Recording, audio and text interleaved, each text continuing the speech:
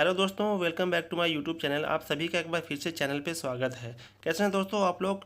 उम्मीद है आप लोग ठीक होंगे, मस्त होंगे। तो दोस्तों हमने पिछले वीडियो में सीखा था कि हम लोग इन्फिनेटिव जो हैव टू और हैज़ टू होता है उसका हम लोग इस्तेमाल कैसे करेंगे। ये जो सेंटेंसेज होते हैं, जैसे मुझे घर जाना है, तुम्हें कल आना है, तुम्हें पढ़ना है, तुम्हें लिखना है, इस तरह का सेंटेंसेज जो होते हैं उनका डेली लाइफ में काफ़ी यूज होता है। तो हमको इसका ट्रांसलेशन करने आना काफ़ी ज़्यादा ज़रूरी होता है।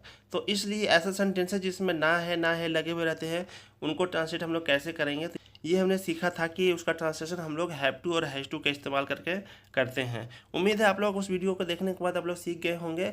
बाकी अगर आपको किसी तरह की कोई भी कन्फ्यूजन होगी तो आपको इस वीडियो में सारी बातें, सारी चीज़ें क्लियर हो जाएंगी और आपको किसी तरह की कोई भी दिक्कत नहीं होगी। तो दोस्तों आपको याद होगा कि हमने जो लास्ट वीडियो बनाया था जिसमें हैव टू हैज़ टू का इस्तेमाल हम लोग कैसे करेंगे, उसके लास्ट में हमने आपके लिए एक होमवर्क दिया था कि आप इसको ट्रांसलेट करके आप कमेंट बॉक्स में पोस्ट कीजिए या फिर अपने घर पे भी आप अपने लिए करके सीख सकते हैं, पता कर सकते हैं कि आपने कितना सीखा है।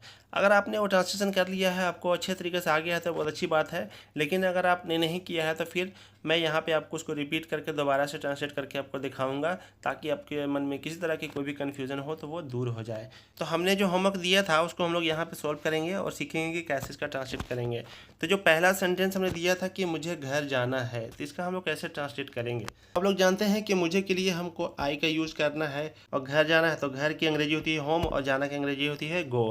तो चूंकि आई के साथ हैव का इस्तेमाल किया जाता है तो हम लोग यहाँ पे लिखेंगे हैव टू।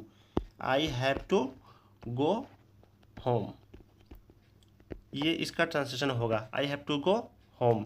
दूसरा सेंटेंस हमने यहाँ पे लिया है तुम्हें कल आना है, तो तुम्हें के लिए यू का इस्तेमाल होगा, आप लोग बहुत अच्छी तरह से जानते हैं। तो यू के साथ भी हैव का इस्तेमाल किया जाता है। तो यू हैव टू कम, आना है, आना के लिए अंग्रेजी कम होती है, आपको पता है। और कल आना है तो कल की अंग्रेजी क्या होती है, टुमारो। आने वाले कल की बात हो रही है तो यू की अंग्रेजी होगी टुमारो। तो इस तरह से इसका ट्रांसलेशन हो जाएगा, तुम्हें कल आना है कि you have to come tomorrow, मुझे घर जाना है कि I have to go home. अब हम लोग तीसरे सेंटेंस पे आते हैं। तीसरा सेंटेंस था कि उसे हिंदी पढ़ना है, तो उसे के लिए हम लोग ही का इस्तेमाल करेंगे। तो चूंकि ही के साथ हैज़ का इस्तेमाल किया जाता है तो ही हैज़ टू हम लोग यूज़ करेंगे। हैज़ टू यहाँ पे यूज होगा, ध्यान दीजिएगा आप लोग। और पढ़ना है, पढ़ना की अंग्रेजी होती है रीड, रीड का हम लोग फर्स्ट फॉर्म लिख देंगे और हिंदी को हम लोग हिंदी ही लिख देंगे। तो इस तरह से इसका ट्रांसलेशन क्या हो जाएगा, he has to read Hindi. अगला सेंटेंस था रवि को क्रिकेट खेलना है। रवि यहाँ पे थर्ड पर्सन है और ये एक नेम है, तो नेम के साथ भी हैज़ का इस्तेमाल किया जाता है, आप लोगों को बहुत अच्छी तरह से याद होगा। तो रवि की अंग्रेजी रवि जस्ट हम लोग लिख देंगे रवि। तो इसके लिए नाम के साथ भी हैज़ टू का इस्तेमाल होगा, तो हैज़ टू हम लोग लिख देंगे रवि हैज़ टू खेलना है। खेलना की अंग्रेजी होती है प्ले, प्ले का हम लोग फर्स्ट फॉर्म लिख देंगे। और क्रिकेट की अंग्रेजी होती है क्रिकेट, स्पेलिंग होता है CRICKET। तो इस तरह से ट्रांसलेशन हो जाएगा Ravi has to play cricket. Last sentence है उन लोगों को पत्र लिखना है, तो उन लोगों के लिए हम लोग यूज़ करेंगे दे के साथ क्या यूज होता है हैव। तो दे हैव टू हम लोग हैव टू यहाँ पे लिखेंगे, दे हैव टू पत्र लिखना है। लिखना की अंग्रेजी होती है राइट, राइट मीन्स लिखना होता है, आप लोग जानते हैं। और पत्र की अंग्रेजी होती है लेटर। इस तरह से सेंटेंस हो जाएगा they have to write letter.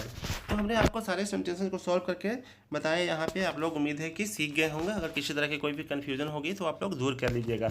मुझे घर जाना है कि I have to go home, तुम्हें कल आना है का होगा you have to come tomorrow, उसे हिंदी पढ़ना है का होगा he has to read Hindi, Ravi को क्रिकेट खेलना है का होगा Ravi has to read cricket, लोगों को पत्र लिखना है इसका ट्रांसलेशन होगा they have to write a letter और they have to write letter. इस तो उम्मीद करते हैं दोस्तों कि आप लोग बहुत अच्छी तरह से सीख गए होंगे और इस तरह का सेंटेंसेस कहीं भी आपको दिखें तो आप लोग इनका फटाफट ट्रांसलेशन कर पाएंगे।